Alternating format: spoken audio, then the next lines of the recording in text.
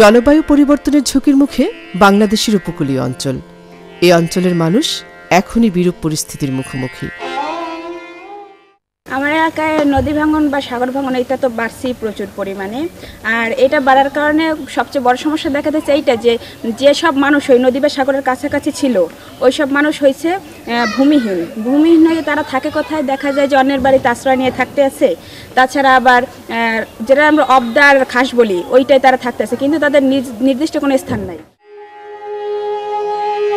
গত কয়েক বছরে এই অঞ্চলে বারবার আঘাত হানছে সিডর, আইলার মতো দুর্যোগ। এতে বিপন্ন হচ্ছে এই অঞ্চলের মানুষের জীবন ও জীবিকা।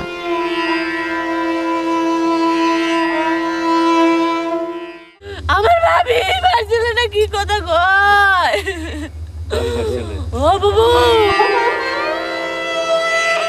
জীবন এবং জীবিকার ক্ষেত্রে এই এলাকার মানুষ হুমকি সম্মুখীন। সিডর বা আইলার মতো দুর্যোগ যদি আবারও আসে তাহলে এদের বেঁচে থাকাটা কঠিন হয়ে দাঁড়াবে।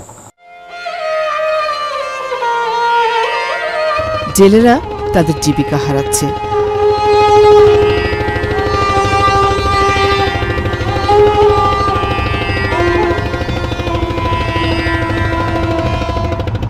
জালপাল্লা লই যখন সাগরে গেছি তখন বন্যা ছাড়ছে, জালপাল্লা লই গেছে বন্যা, তুই হাত রাইতে কলি আইছি, জালপাল্লা ডুবে গেছে আর জালপাল্লা করতে পারিনি।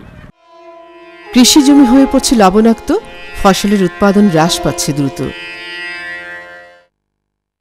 আবহাওয়া পরিবর্তনে আমাদের যে লবণাক্ততা অনেক আগের চেয়ে অনেক বাড়ছে।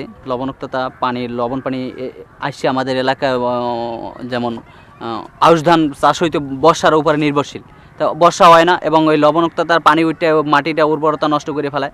এই জন্য ওই এক ফসলি জমি হয়ে যেতেছে এক ফসলি, এবং এলাকার এই যে বন জঙ্গল আছে এবং নদীর কাছে কিনার যে মানে খাওয়াগুলো আছে ওই জায়গার গাছগুলো মরে যাইতেছে লবণ পানিতে।